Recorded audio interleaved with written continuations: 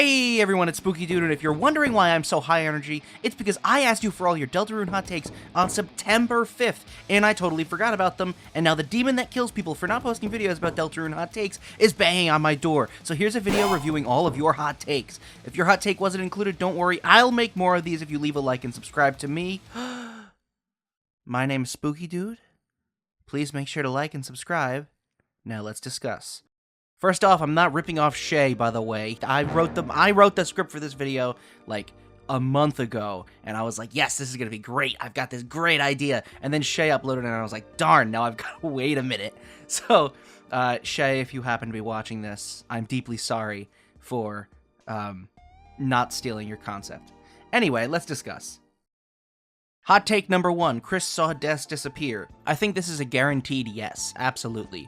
The way the story's been written, it seems clear that Kris knows things that we don't, and while I'm willing to bet that a lot of that is deep lore Gastery knowledge, I also think with the relationships being set up between Asriel, Kris, Noelle, and Des, Kris probably knows what happened to Des. I mean, we've got these backstories about, you know, oh, how they were used to be friends, and they used to hang out, and they used to go into the forest, and if that's just there as, you know, world building, whatever, but I do think that that's going to end up, you know, playing into what happened to Des, because the holidays and the Dreamers were so close, and part of that is, you know, Kris, Asriel, Noelle, and Des hanging out, and what happened to split them apart? And I think the easy answer is Des' disappearance, but with Kris and Asriel, that's the other thing. The game has implied that Kris and Asriel have a strained relationship.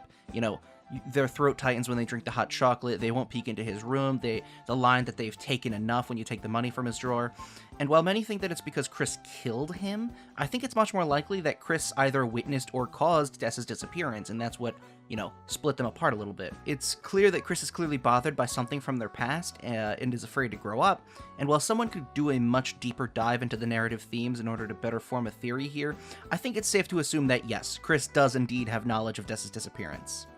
Chara shouldn't be involved in Deltarune's story at all. Yeah, I know this is going to upset people, but I would not like it if Chara showed up at all. It just adds unnecessary baggage, I feel. Toriel or Undyne may die in Chapter 3. If it's going to be anyone, it's Undyne. I don't think that's the worst idea in the world. That being said, it all comes down to what the weird route is. Is it a generic murder everyone route? Is it a route in which certain things are changed to achieve a desired goal? Or is it a power-up Noelle route? That's what it really comes down to. Kris being the knight is a great theory. Yes, absolutely. My biggest fear is that the knight will be a character who pulls their punches, that once they realize what they're doing is ultimately bad, they'll change their ways, which feels way too soft for such an important character. If the knight is Papyrus and he's just looking to make friends without understanding the larger implications, I feel like that's a waste of a character. If the knight isn't going to commit to what they're doing and just act as a plot device to get us to the Roaring, don't even bother including them, just have dark fountains opening randomly. I want the knight to be a character who knows what they're doing and accepts the risk of the Roaring, or is willing to cause the Roaring, or is doing it for some other purpose. Kris fits this bill perfectly. If it turns out that Kris is the knight, there are so many more interesting questions than who is it? Why are they doing this? What do they know that we don't? Etc. From a casual perspective, it also allows an antagonistic relationship to form between a blind first-time player and Kris. We're working to seal these fountains. The game has portrayed opening them as a bad thing to do, and suddenly Kris goes directly against our goals. Now, it may turn out that Kris knows things we don't, and they're doing it for the greater good, but for the first-time players, it'll feel like controlling the villain. And that's really, really cool, and partially something I think that Deltarune is trying to achieve. Go watch any casual playthrough, and 90% of the people at the end of Chapter 2 say, oh my god, Kris was the knight. They were evil, or they're possessed, or some other variant of that. And I think that that's going to play into their experience. I mean, imagine a casual player hearing about how evil the knight is, only to see Kris be the knight in their eyes. And then what would the rest of the game be like? I mean, it furthers the connection between us, Kris, and the kind of antagonistic relationship that I think the game wants to form there. As far as the viability of the theory, yeah, I think it's not yet deconfirmed.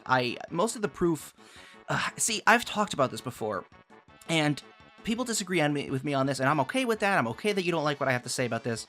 I think most of the proof that Kris Knight is impossible is actually just small details that, in my opinion, don't really matter. But whatever, I'm okay to disagree on that. Sweet Captain Cakes are not endearing enough to have the screen time they're allotted, and the 6 versions of their song are the only songs I skip on the OST.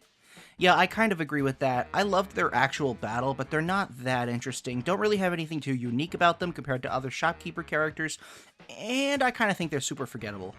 The chapter release format for Deltarune completely killed any interest I had in the game. Man, I want to tell you you're wrong, but even the fan base has so little new things to talk about these days. I guess the chapter release structure is the best we could have gotten, but still I'll admit it's slightly upsetting seeing no light at the end of the tunnel for a long time. That being said, the chapter release structure has kept Deltarune in the cultural zeitgeist for longer than most games have ever been. Next hot take is that Ralsei received the prophecy from Gaster. Yes, totally, completely. I mean, let's go through the evidence here. Ralsei knows about the prophecy, yet clearly hasn't made it himself. Who gave it to him? Well, seeing as it was whispered throughout time and space, and the very first Deltarune teaser was a shortened version of the end of the prophecy in Wingdings, I'm inclined to agree with you here. It was Gaster. Ralsei knows a lot of things, including things that he realistically shouldn't. For example, Noelle and Susie's ride on the Ferris wheel. He didn't see it. Yet later in the chapter, if you return to the Ferris wheel sign from earlier in the city, Ralsei remarks that Susie must be thinking about her ride with Noelle. However, during the weird route, Ralsei gets upset when things don't go as planned. When Susie shows up earlier than she's supposed to, he no longer knows what happened. In my opinion, this is proof that not only was the prophecy given to Ralsei by Gaster, but a general outline of the events that will take place were also given to him. Next up, a couple by Jaru. Every single romance in Deltarune and Undertale is simplistic, cliched, and boring. So here's the thing. Yes and no. Boring? I'd say no, that's up to the individual. Simplistic? So far, yeah, kind of. Alphys and Undyne didn't really go too deep beyond one or two cutscenes, and that's kind of the only active relationship in either Undertale or Deltarune besides Suzel, which, as I described in a previous video, I do think is going to matter much more later on, and probably go super deep into both of their characters.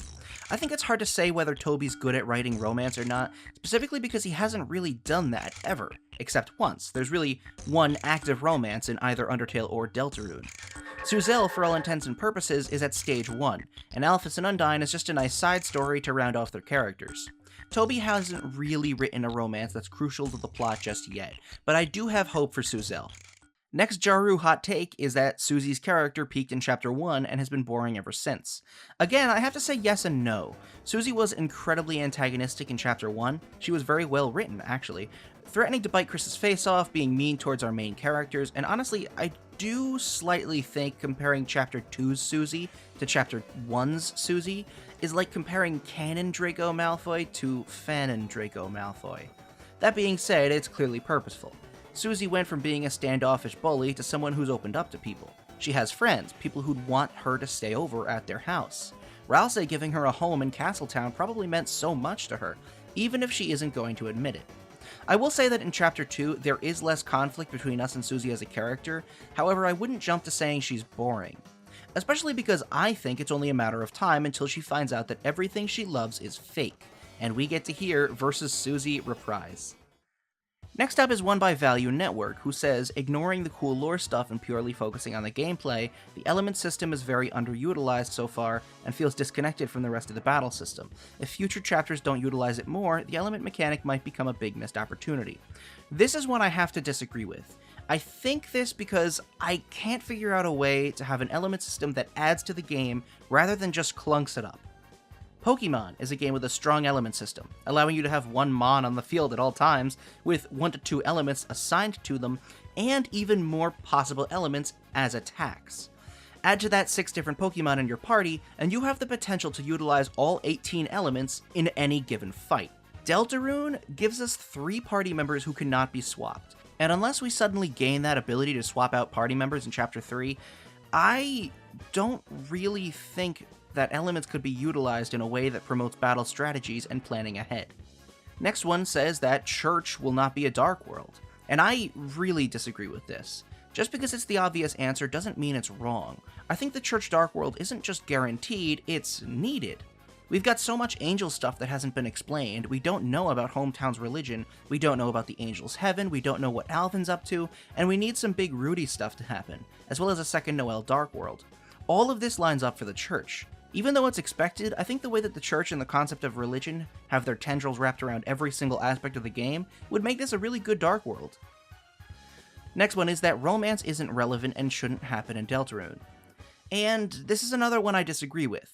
Romance is cool, sometimes as a subplot, sometimes as a main story thing.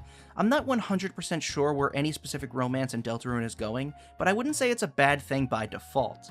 I don't really like defining black and whites in fiction like that. However, I will say that despite the romance in Deltarune being mostly side content, I do think 2 potential romances are going to be very important to the plot.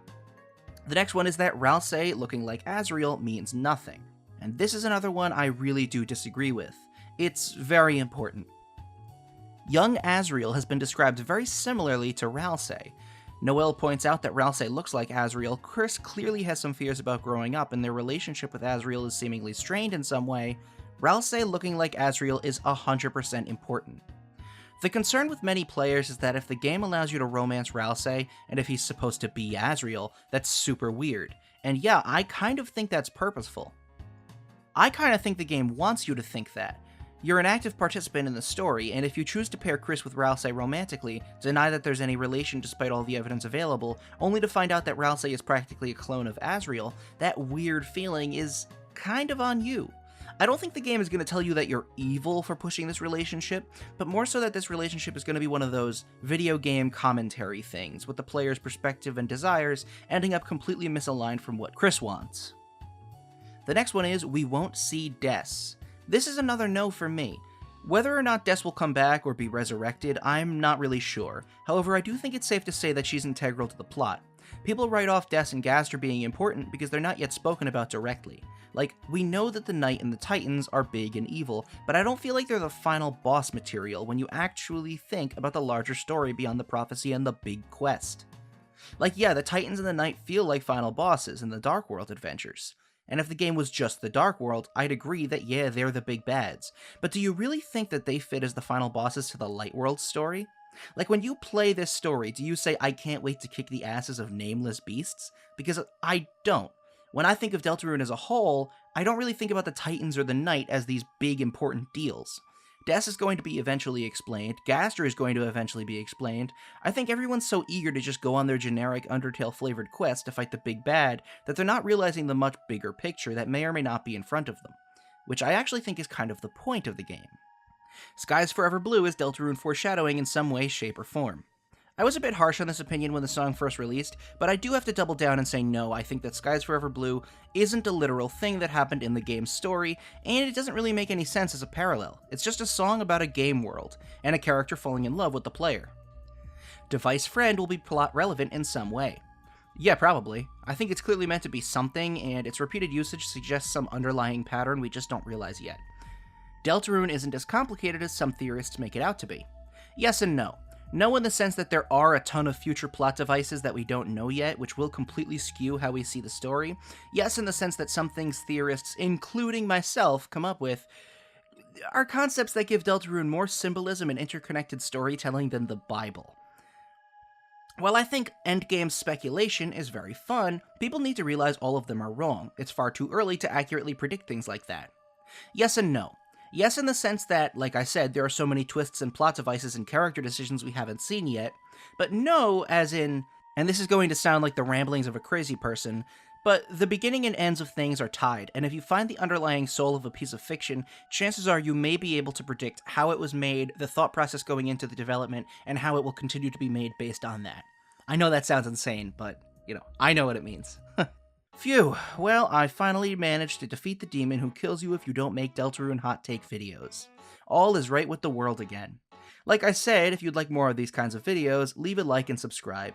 Anyway, my name is Spookydood. Make sure to tell me your hot takes in the comments so I can do, future videos on them, and thank you for watching.